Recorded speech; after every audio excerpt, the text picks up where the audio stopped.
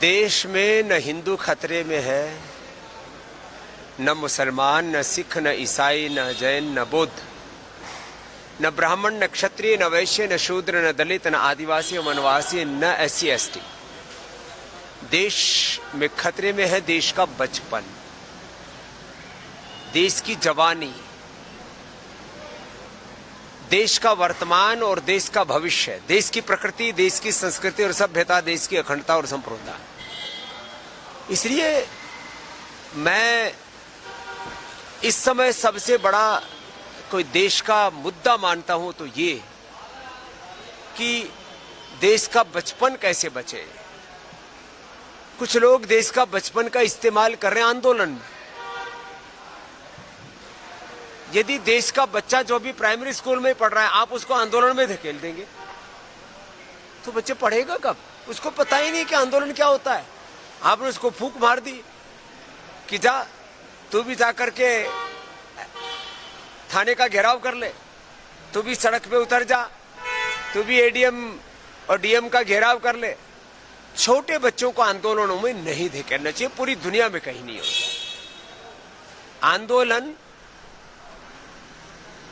ये अभिभावकों का उत्तरदायित्व है बच्चों के लिए, और जब बच्चे जब एडल्ट हो जाते हैं तब उनको अपने अधिकारों के लिए संघर्ष करना चाहिए और अपने कर्तव्यों के पालन के लिए भी प्रतिबद्धता उनके अंदर बढ़नी चाहिए।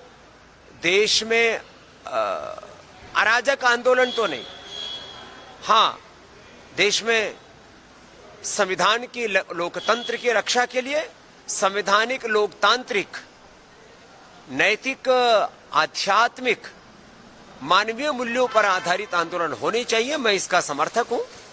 आंदोलन के नाम पर अनार्की, अराजकता भी नहीं होनी चाहिए और बच्चों का आंदोलन में इस्तेमाल नहीं होना चाहिए। हाँ इतना जरूर है कि देश की शिक्षा की, चिकित्सा की सही दिशा होनी चाहिए और देश की शिक्षा चिकित्सा व्यवस्था को लेकर के बहुत गहरे प्रश्न हैं, उनका समाधान होना चाहिए। और ये मैं मानता हूं कि इसमें सरकारों का भी बहुत बड़ा उत्तरदायित्व है, लेकिन इसमें यह भी मानता हूं कि ये व्यक्ति केंद्रित व्यवस्था नहीं है। किसी एक पक्ष या प्रतिपक्ष के, किसी एक व्यक्ति के सामर्थ्य की बात नहीं है कि वो पूरे देश की व्यवस्था बदल सके। इसके लिए 3 स्तर पर जागरूकता चाहिए।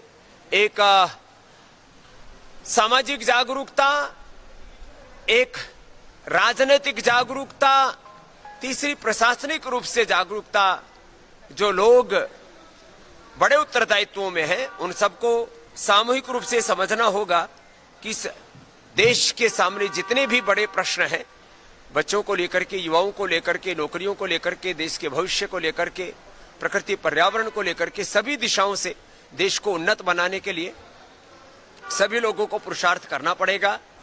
हाँ, जब देश में ऐसे कुछ बातें दिखती हैं कि जहां लग रहा है कि बहुत अंधेरगर्दी हो रही है, वहां पर फिर लोगों में आक्रोश फूटता है और वही आक्रोश आंदोलन का रूप लेता है। और मैंने कहा मैं आंदोलन में भी अनार्की, अराजकता का समर्थक नहीं हूं, लेकिन शांतिपूर्ण आंदोलनों से तो देश की को आजादी भी मिली और जब जब भी देश में आवश्यकता होती है तब लोकतांत्रिक, संवैधानिक तरीके से आंदोलनों का हमारा संविधान ही हमें अधिकार देता है।